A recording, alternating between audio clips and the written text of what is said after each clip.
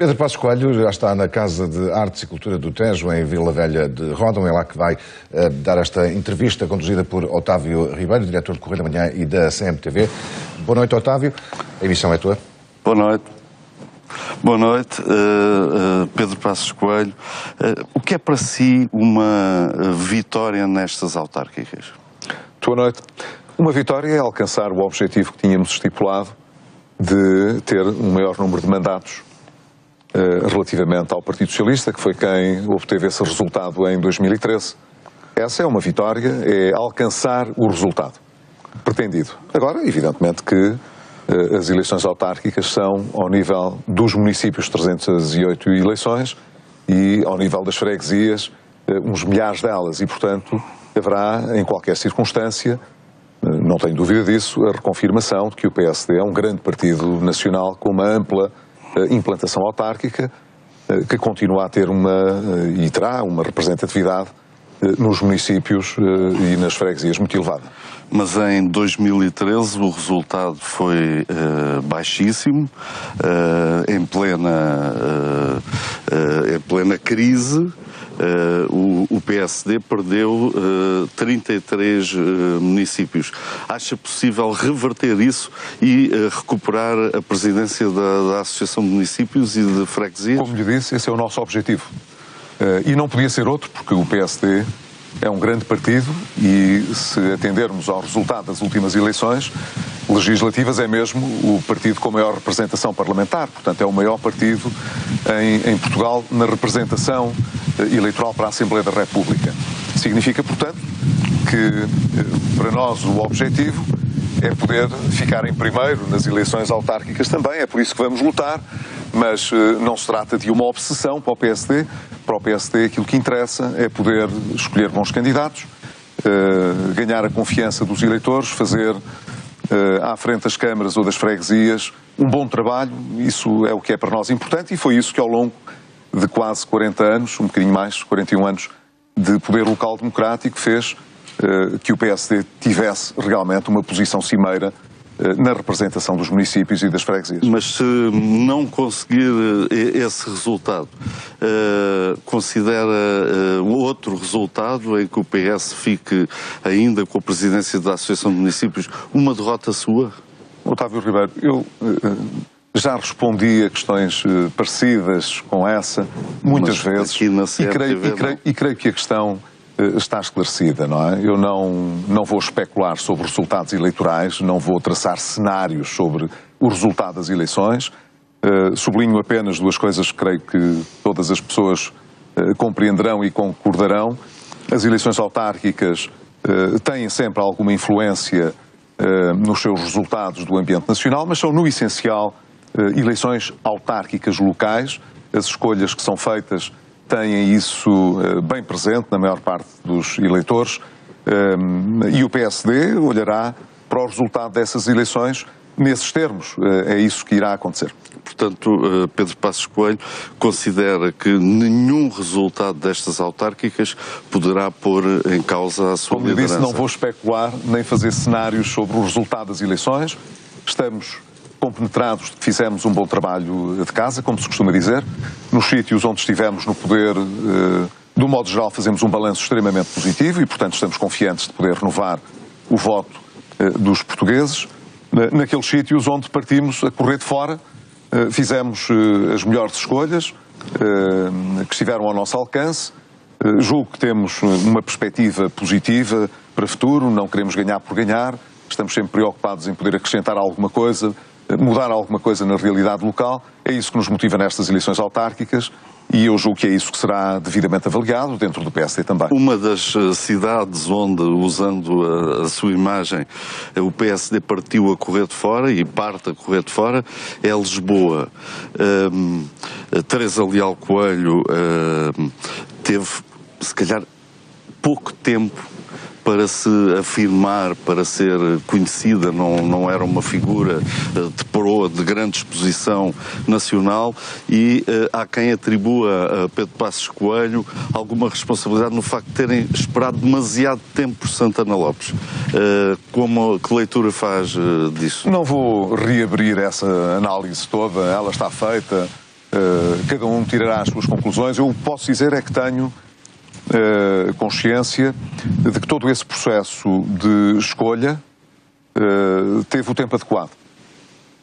Os candidatos foram apresentados e a doutora Teresa Leal Coelho também foi escolhida dentro de um tempo que é um tempo adequado. A sua opinião de que é uma figura menos conhecida, não sei se será partilhada por outras pessoas. Por mim não é, com certeza, é a minha vice-presidente. É uma pessoa que se tem destacado na sua intervenção parlamentar. É uma pessoa que tem passado em Lisboa, era lá vereadora, apesar de ter outras funções. Nesta altura era, no Parlamento, era e é presidente da Comissão de Orçamento e Finanças, o que significa, portanto, que é uma pessoa que tem uma exposição muito razoável. Não é líder do PSD, evidentemente. Não foi ministra no governo anterior. Às vezes, quando se estão em lugares destes, ganham-se outros ângulos de observação, os senhores jornalistas prestam mais atenção. Nem comentadora de televisão, nem... mas é uma pessoa que tem alguma presença na comunicação social, tem presença, sobretudo, em matérias que eu acho que são importantes, da afirmação política, e, portanto, eu estou muito confortado. Se o sentido da sua pergunta era tentar averiguar se eu me sinto confortável com a escolha que fiz e que propus ao PSD de Lisboa para a Câmara de Lisboa, estou, e, portanto, acho que o resultado de Lisboa está longe de estar feito. Está longe de estar feito. Acha que pode ganhar, e sabe uma coisa, Leal Coelho pode vencer Fernando Medina? Acho que não há resultados que estejam feitos à partida.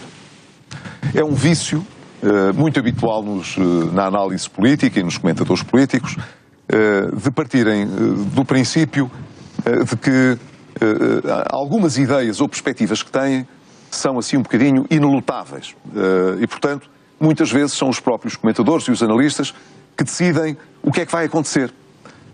E o que vai acontecer já foi várias vezes desmentido e muito diferente, portanto, daquilo que os comentadores ou os analistas políticos imaginaram. Portanto, vamos esperar pelas eleições. Eu acho que as pessoas começam agora a prestar mais atenção àquilo que vai estar em jogo, começam a focar-se mais nas escolhas que vão fazer, estarão também mais despertos para os debates que se vão travar. Alguns já se travaram em Lisboa, outros ainda vão ter lugar. A campanha oficial vai agora começar. Não creio, portanto, que tenha havido, no caso de Lisboa, nenhum atraso extraordinário. Não andei a correr atrás de foguetes. Escolhi quando achei que era importante. A nossa candidata teve seguramente meio ano para preparar a campanha e as eleições, e conhecendo-a como a conheço, sabendo que é uma pessoa muito lutadora, é uma pessoa muito cosmopolita, uma pessoa extremamente tolerante e aberta, está ao nível daquilo que Lisboa precisa. Veremos o que é que os lisboetas irão avaliar, e eu até lá não vou fazer especulações, mas também não acho que faça sentido estar a partir do princípio que o resultado está feito. E, portanto, não precisamos fazer as eleições, porque a gente já sabe, o Fernando Medina vai ser eleito Presidente da Câmara de Lisboa e por aí fora. Há uma série de lances que estão feitos. Eu recomendaria um bocadinho mais de humildade na análise que se faz sobre estas matérias. Concordo que o Dr. Fernando Medina é favorito, tem um papel favorito no sentido em que é o Presidente de Câmara. Apesar de estar há vários anos na Câmara de Lisboa, a verdade é que só desde que o Dr. António Costa saiu para o Governo é que ele assumiu um protagonismo maior. Vai ter a sua primeira prova de fogo. Vamos ver como é que ele sai. O facto de poder haver condições de um certo favoritismo que é atribuído à partida por muitos comentadores não quer dizer que ele seja o vencedor da corrida eleitoral. Porquê é que,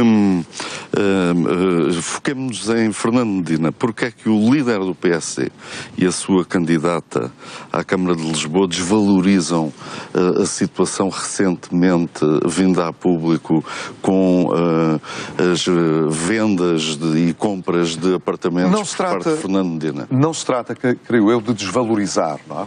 Trata-se de evitar transformar essa questão na questão política da campanha eleitoral. Não estou a dizer que a questão não tem relevância, há de ter, veio a público que há circunstâncias que deixam dúvidas sobre a forma como as coisas se passaram.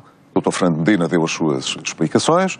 Haverá, provavelmente, lugar a alguma investigação sobre isso, e isso deve ser feito por quem de direito. Ora, nós, antes de termos conhecimento sobre se o que aconteceu tem realmente alguma coisa de errado ou não, não vamos partir para uma campanha de suspeição em torno disso.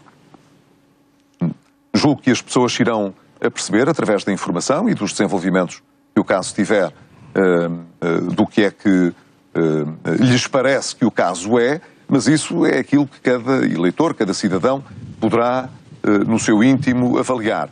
Agora, não vamos fazer disso o caso central da campanha, até porque o que nos interessa é avaliar este mandato da Câmara de Lisboa, e isso é suficiente para acreditarmos que Lisboa merecia mais e merecia, sobretudo, melhor do que aquilo que tem para ser julgado nesta campanha. E parece-nos que aquilo que se promete para os próximos 4 anos não é muito diferente daquilo que tivemos até aqui. E, portanto, é aí que devemos centrar a nossa discussão política, é sobre a avaliação do que se passou neste mandato e do que é que representa mais 4 anos de um mandato deste tipo. E, desse ponto de vista, eu acho que a doutora Teresa Leal Coelho tem dito, e muito bem, que Lisboa precisa de levar um destino diferente, ter uma liderança política diferente, e eu creio que o PSD faz bem em concentrar a sua avaliação, seja em matérias de transparência, seja em matérias de mobilidade e de trânsito, seja em matérias ligadas à habitação, seja naquilo que respeita à importância crescente que o turismo tem na cidade, na relação da cidade com os concelhos vizinhos. Tudo isso precisa de ser politicamente discutido. É isso que vai estar em discussão na campanha. A direita, o PSD e o CDS têm 2 candidatas, senhoras, mulheres, a bater-se por Lisboa. É possível um entendimento pós-eleitoral, após a votação entre... Eu diria que é, sem querer estar a falar mais uma vez sobre cenários, porque não quero estar a cenarizar, mas acho que o PS e o CDS-PP têm um histórico que mostra que é relativamente natural poder haver entendimentos. Não foi possível existi-lo para a campanha propriamente dita, mas não vem daí mal nenhum ao mundo. Em 2011 eu candidatei-me pelo PSD, o Dr. Paulo Portas pelo CDS em campanha legislativa, e depois assumimos a responsabilidade do governo em conjunto quando foi preciso. Portanto, já mostrámos várias vezes que temos capacidade para nos entendermos e nos aproximarmos, e creio que isso não está em causa nesta eleição. Já traçou o perfil e fez o elogio, obviamente, esperado. Teresa Leal Coelho. É esperado, mas não o desvalorize, porque eu não disse por dizer. Conheço a Teresa Leal Coelho há muitos anos e creio realmente que ela é uma pessoa com muita fibra e com muita qualidade para poder fazer bem um lugar como Presidente da Câmara Municipal de Lisboa. E no Porto, Álvaro Almeida? É uma pessoa extraordinária, sabe? Já tive ocasião de o dizer e até de o escrever.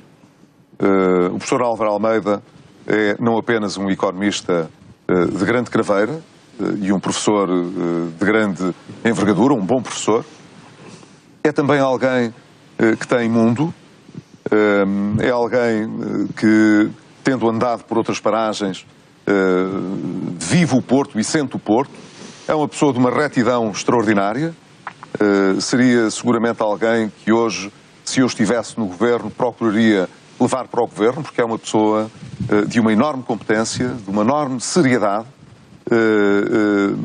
e de uma enorme qualidade, e portanto quando temos alguém assim que está disponível para, pelas cores de um partido, porque ele, não sendo militante do PSD, sente-se confortável em candidatar-se como independente nas listas do PSD e revê-se nos nossos valores e naquilo que é a nossa marca d'água, digamos assim, está bem connosco. Seria um enorme desperdício não aproveitar uma pessoa com esta categoria, com esta qualidade, para poder disputar a Câmara do Porto. E acha que é possível não ficar em terceiro no Porto?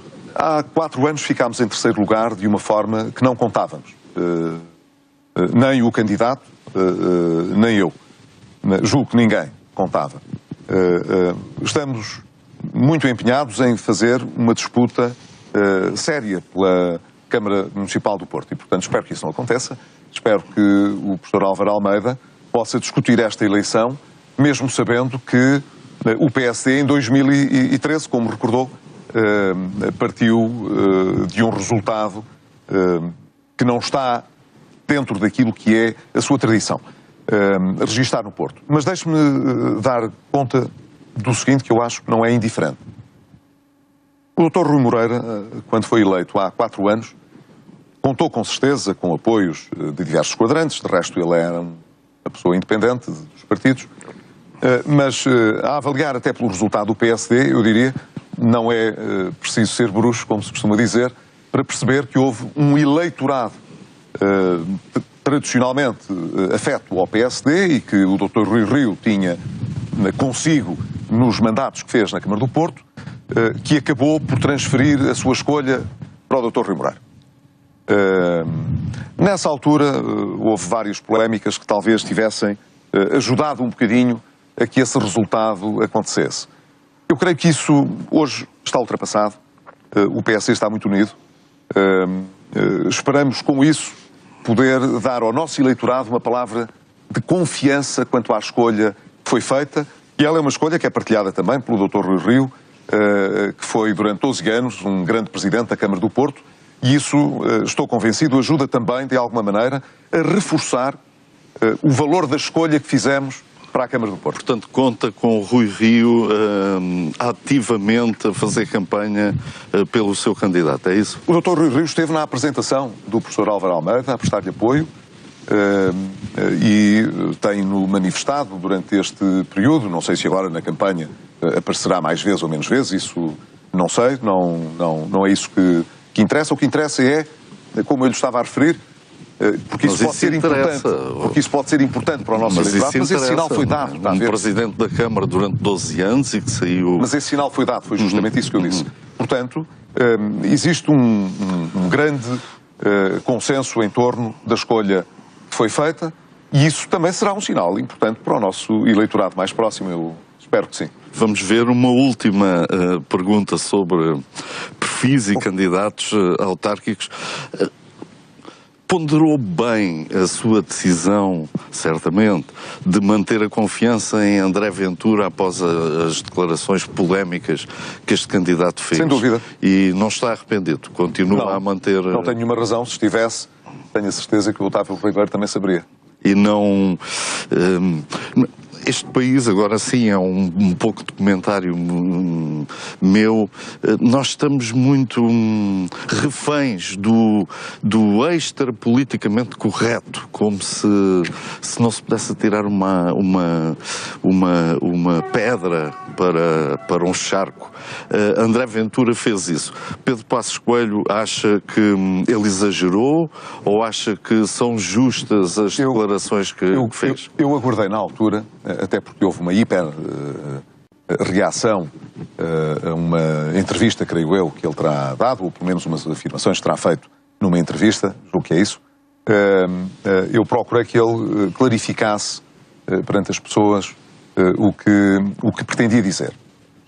Devo dizer que não tinha muitas dúvidas sobre isso, porque já tinha estado com ele na sua apresentação e tínhamos trocado impressões sobre justamente preocupações que são preocupações que se sentem em Loures, e não só em Loures, há outros sítios no país em que existem respostas que são discriminações positivas para grupos mais desfavorecidos, para pessoas que partilham determinadas situações e que muitas vezes acabam por, na forma como a resposta pública é encontrada, criar uma espécie de oferta garantida pública que não tem nenhuma contrapartida. E isso não pode ser, não é? As pessoas revoltam-se um bocadinho com isso. Foi por isso, por exemplo, que em matérias de apoios sociais, que são muito importantes, quando estivemos no governo, nós procurámos moralizar a forma como eles são atribuídos. Por exemplo, isso foi muito discutido na altura, o rendimento social de inserção. Era indispensável que o rendimento social de inserção estivesse vocacionado, de facto, para pessoas que são as que mais precisam desses apoios. Nós não podemos ser hipersensíveis à demagogia e ao populismo. Quando os recursos são poucos, nós queremos ter a certeza que eles são dirigidos para aqueles que realmente mais precisam deles. O cúmulo de apoios sociais dirigidos para pessoas que têm carências, mas que depois têm contrapartidas. Por exemplo, rendas que são altamente subsidiadas. Faz sentido, pelo menos, que as pessoas as paguem. Elas são altamente subsidiadas, mas as pessoas têm de as pagar. Não se pode dizer não, como faz parte de um grupo de pessoas que está particularmente vulnerável ou de uma minoria e, portanto, não vamos tocar em nada. Bem, isso não é justo, porque há pessoas ao lado que têm necessidades. Algumas até pagam impostos, vivem de forma modesta e estão a pagar impostos para pessoas que não cumprem, às vezes, com as suas obrigações. O que é importante é não criar generalizações.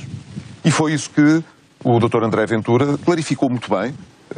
Não há aqui generalizações, mas não podemos fechar os olhos na política a estas situações. Não podemos ter medo dos demagogos e dos populistas que permitem, no fundo, com a sua atitude, que situações que acabam por ser profundamente injustas perdurem. E isso sim cria às vezes reação muito negativa por parte das pessoas que se sentem injustiçadas com aquilo que vem à sua volta. E é muito importante que nunca cheguemos a extremos desses em que as pessoas se revoltam por o Estado não saber impor o cumprimento de regras que tem de ser para todos. Para aqueles que são mais carenciados, para os que são menos, para pessoas mais vulneráveis ou para outras. Todos temos obrigações que precisamos de cumprir. Vamos agora para o panorama nacional. Ficou bem esclarecido quanto a esta questão, Ficou, sem dúvida. Obrigado.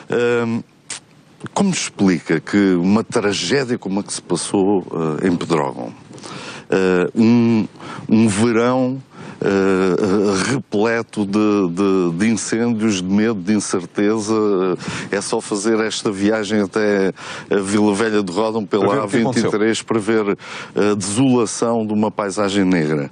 Como é que explica que isto não se tenha quase refletido na popularidade nem do Governo, nem do próprio António Costa? Eu isso não vou comentar mesmo, não leva mal. Porque não sou um comentador político, nem analista. Mas isto não é.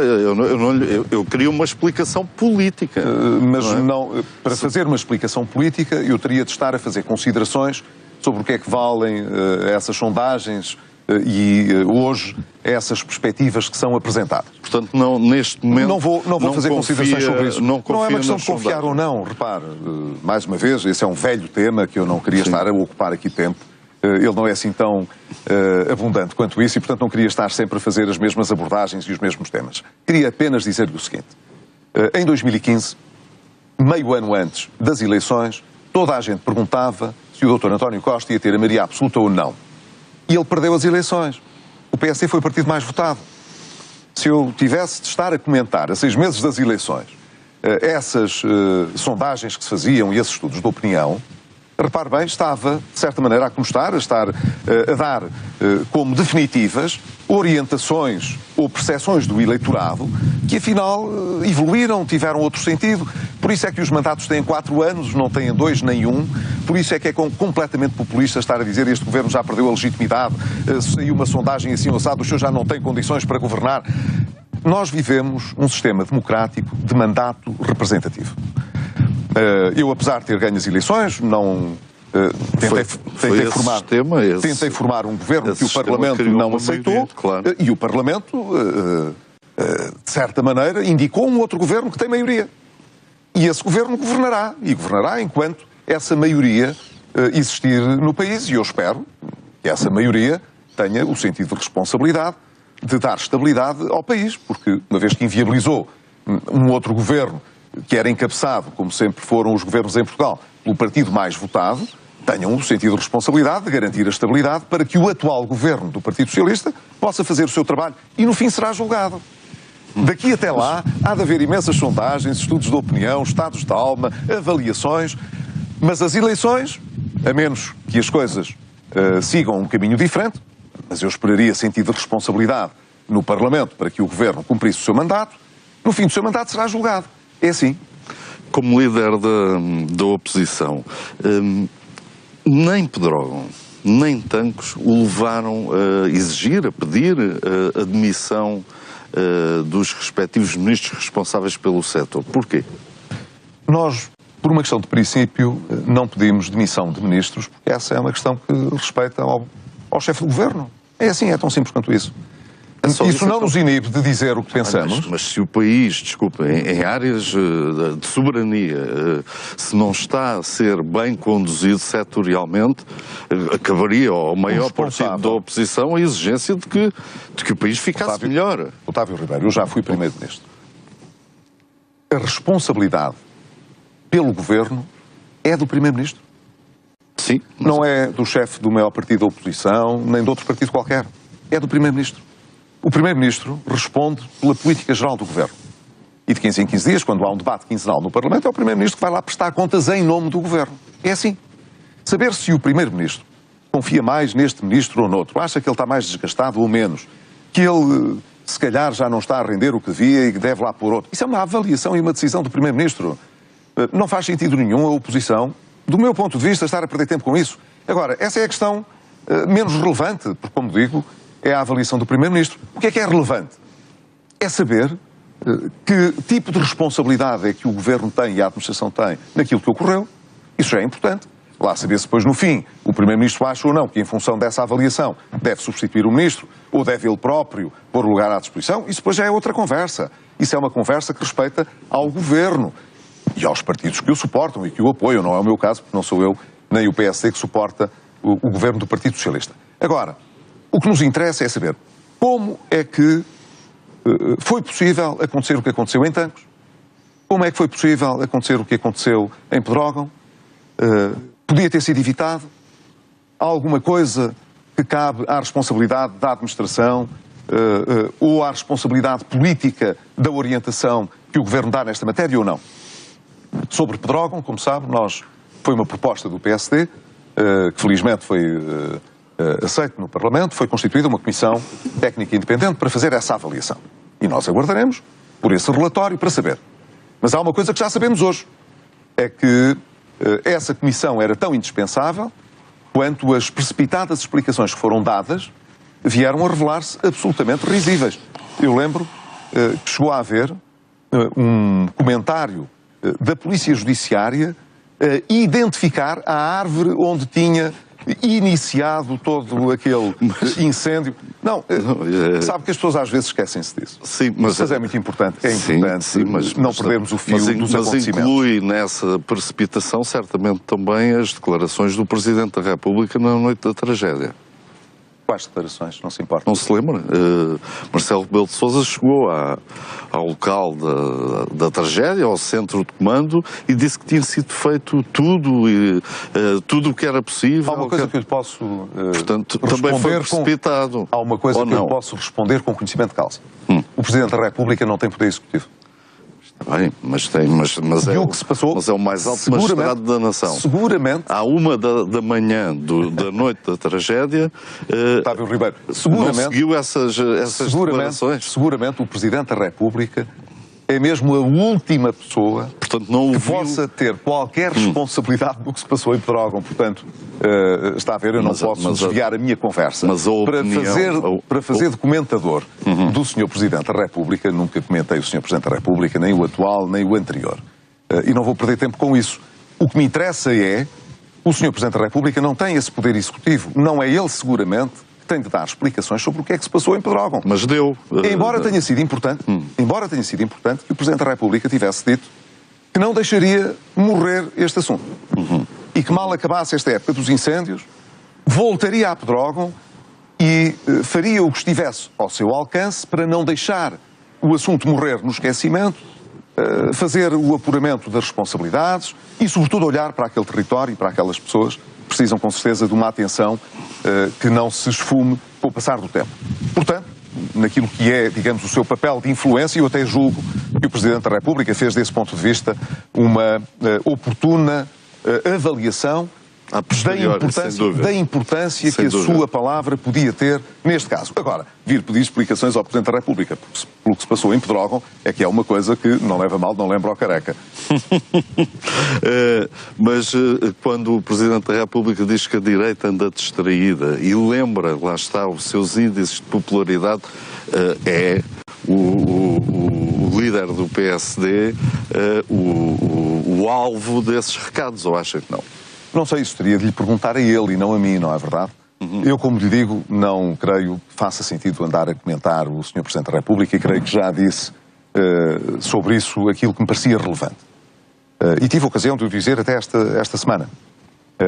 O Sr. Presidente da República não está no plano dos partidos.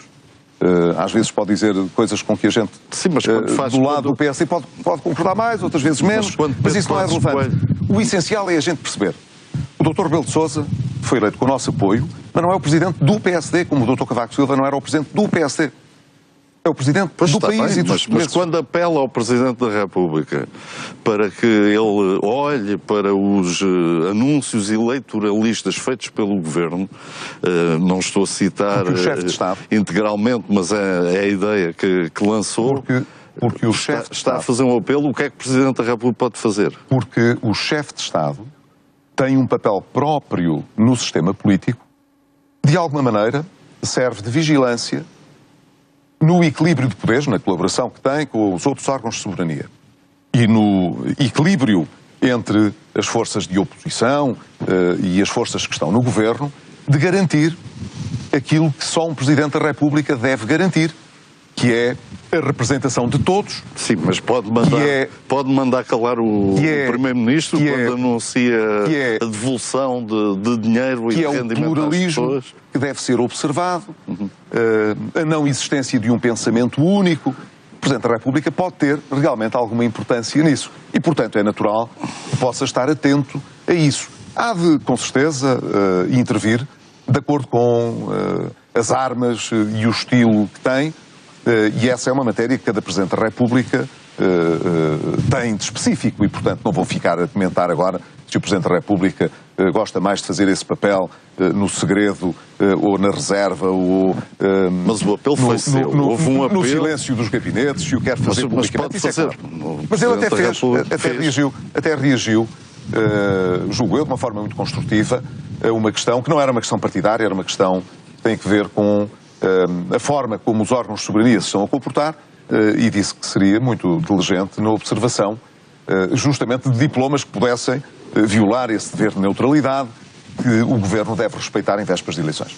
Como pode um PSD, sob a sua liderança, com o perfil que Pedro Passos Coelho tem, ser contra as cativações de verbas promovidas pelo Ministério das Finanças? Mas nós não somos contra a existência de cativações. Então? Nós tivemos, quando estivemos no Governo, mecanismos de cativações. Há dois aspectos que têm que ver com as cativações que talvez fosse importante termos aqui um bocadinho de tempo para explorar. Espero que possamos ter. Já passamos os 30 minutos, esperamos mais 5. Como fez a pergunta, e ela me parece até bastante pertinente, deixe-me tentar dar uma observação clara do que acho que é importante sobre isso. Para o PSD é muito importante que o país possa respeitar as metas do déficit e, portanto, possa, todos os anos, melhorar a sua situação orçamental e fazê-lo de uma forma sustentável. Para o futuro do país, isso é o melhor que nos pode acontecer. Melhor para podermos ter melhor educação, melhor saúde, melhor apoio social, se assim, depois os governos quiserem fazer essas escolhas. Se não tiverem dinheiro, como eu tinha quase nada em 2011, é uma aflição. Portanto, é importante o equilíbrio orçamental. O orçamento, no entanto, reflete escolhas. Aquilo que o Governo tem usado como retórica é uma coisa que, do meu ponto de vista, não é correta. Nós podemos querer gastar mais e distribuir mais, mas para que não haja déficit, temos de contar também com a receita que o Estado deve recolher. E cada vez que o Estado vai buscar receita, são recursos que vai buscar à economia e às famílias para financiar aquelas despesas. Dizer que se pode gastar sempre mais, o déficit baixa, mas que não se vão buscar mais recursos, alguma coisa aqui não bate certo. Ora, aquilo que nós temos chamado a atenção é que o Governo, em 2016, pôs em prática uma política orçamental que é o contrário daquilo que ele tinha dito que faria. Ora, se criticavam tanto as opções que nós fazíamos e depois levaram isso ainda muito mais longe do que nós, por exemplo, puseram o investimento público, que nos acusavam imenso de ter descido a níveis insustentáveis, depois conseguiram ultrapassar isso largamente. Ora, é isso que nós não queremos deixar que aconteça. Nós queremos dizer o seguinte. Mas as cativações são ou não um bom instrumento de gestão? Depende de como são utilizadas. Mas o que é verdade é que, apesar de tudo o que Pedro Passos Coelho acabou de dizer, a economia está a crescer. Mas não é por causa disso. Então é por causa de quê? Isso está identificado no essencial. São só fatores externos, é isso? Não são só fatores externos. Há um mérito que o Governo tem na política económica, que não pode ser diminuído, e eu já o sublinhei. O facto de ter atingido a meta orçamental deu confiança ao mercado de que aquilo que se esperava à primeira vista, que era um orçamento que não era cumprível, e não era, a não ser com as correções que foram introduzidas a meio do ano, o medo que o mercado teve podia ter penalizado ainda muito mais a economia portuguesa. Nós podíamos estar a crescer em 2016 o que crescemos este ano, se o atual governo e a atual solução política não tivesse criado dúvidas nos investidores, não tivesse suscitado dúvidas em Bruxelas e por aí fora, junto dos nossos credores, não tivesse durante quase um ano realizado uma política que fez que Portugal fosse praticamente o único país a não beneficiar da política do Banco Central Europeu. Estava toda a gente com o custo do dinheiro muito mais baixo e nós com esses custos todos a subir, a pagar mais pelo dinheiro e, portanto, a penalizar o crescimento da economia. Em 2016 a economia cresceu menos do que cresceu em 2015 comigo. Nós atrasámos com esta solução de governo a nossa recuperação. E o governo quer dar a entender o contrário, quer dar a entender que agora as coisas correm muito melhor. Mas as pessoas sentem isso, Pedro Passos Coelho. Mas justamente, Otávio Ribeiro, sentem isso. Mas justamente, Otávio Ribeiro, porque a economia vem melhorando, felizmente nós semeámos bem, estamos agora a colher, isso é positivo, eu não fico aborrecido nem zangado por a economia correr bem, antes pelo contrário. O que estou a dizer é que podia ter corrido melhor mais cedo, podíamos ter crescido o ano passado muito mais do que crescemos se o Governo não tivesse lançado dúvidas nos agentes económicos, mas mais do que isso, se o Governo falasse com verdade orçamental, está a ver? Eu quando fazia cortes, dizia às pessoas onde cortava, assumia isso com transparência. O que este Governo está a fazer é dar a ideia às pessoas de que as coisas boas são trazidas pelo atual Governo, o que não é verdade. Repare bem, uma boa parte desta prosápia toda que a gente ouve pelo Governo não existiria se nós não tivéssemos fechado o memorando de entendimento em 2014. A Grécia... Sim, há um contínuo... Mas está a ver que isso é muito importante. Mas o que é verdade é que a imagem de Pedro Passos Coelho para o cidadão médio... Pedro Passos Coelho é o mau, é quem fez com que estivéssemos... Eu isso peço desculpa. Acha que não? Não. Eu sei que é a sua opinião. Não é a minha opinião, é a leitura que já escreveu. Não, estou a dizer, eu sei que é a sua opinião, porque eu sou um leitor das suas crónicas, das suas opiniões e conheço as suas opiniões. Portanto, é a sua opinião. Mas se essa fosse a opinião média dos eleitores portugueses, eu não tinha tido mais votos do que teve o Dr. António Costa em 2015. E eu já fui julgado por isso. É um ponto. Ora bem, é um ponto. O ponto que se põe, portanto, é outro, do meu ponto de vista, se não leva a mal. Sim. É o de saber se depois de termos feito o que fizemos, nas circunstâncias que são conhecidas, de um país que estava à beira da bancarrota, dos sacrifícios que todos fizemos, de termos tido a nossa economia a crescer a partir de 2014, o desemprego a baixar e o emprego a subir desde 2013, se perdemos tempo ou não com a nova solução de governo. E eu digo, perdemos tempo. Segundo, está-se a vender ou não uma ilusão às pessoas? Está. É uma política dissimulada. Porquê? Porque cortou no investimento, repare bem, não é um investimento em grandes obras públicas, cortou no investimento da saúde quase 30%. Cortou no investimento da educação, do ensino básico e secundário, quase mais de 60%. Em relação ao que eu gastei em investimento nestas áreas. Cortou relativamente à ciência e à investigação, em termos de investimento, quase 50%, 48%. São os números da Conta Geral do Estado. Dizer, portanto, que se atingiu as metas por milagre, porque o governo é socialista e o tal mauzão e papão do Passos Coelho já não está no governo, não é verdade, porque nós estamos a pagar todo o resultado que estamos a atingir. E é essa verdade orçamental que as pessoas precisam de conhecer, não é a dissimulação que o Partido Socialista faz. Uma última pergunta, já passámos o tempo largamente. Mas espero que tenha valido a pena, tenha sido esclarecedor. No meu sentir, sim, espero que os espectadores também achem isso. Para terminar, exatamente centrando-nos nas obras públicas e no repto que o o líder do PS e primeiro-ministro lançou para, depois das autárquicas, conseguir-se um entendimento para os investimentos após 2020. Sim. O Pedro Passos Coelho sente que isso é possível haver um entendimento entre estes dois líderes, Pedro Passos Coelho e António Costa, sobre este assunto? Eu não tenho nunca nenhuma dificuldade em escolher, seja o que for, que considere importante para o futuro do país. Quer dizer, para mim, a política não é uma soma de casos pessoais, não é uma questão pessoal.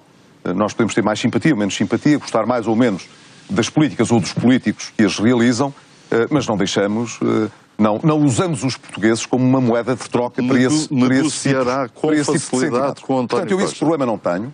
Quando estava no governo, fizemos toda a negociação do Portugal 2020 com o respaldo do Partido Socialista, e isso foi importante para o país. Não esperaria outra coisa que o atual governo, negociando o quadro pós-2020, não tivesse em conta aquilo que é a opinião do maior partido da oposição, mas não só, dos outros agentes. O timing é após as autárquicas? Agora vamos...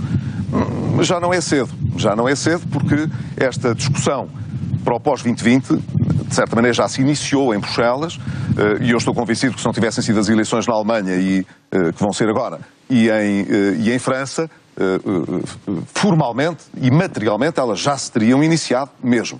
Mas está tudo pronto para as fazer. Portanto, é natural que o Governo agora precise de recuperar algum tempo. A outra questão é querer reduzir isso a um entendimento com o PS sobre obras públicas.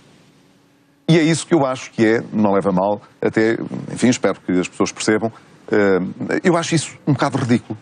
Sim, e porquê? É redutor, mas então o entendimento deveria não é só ir a outros setores. Não é só redutor, é ridículo.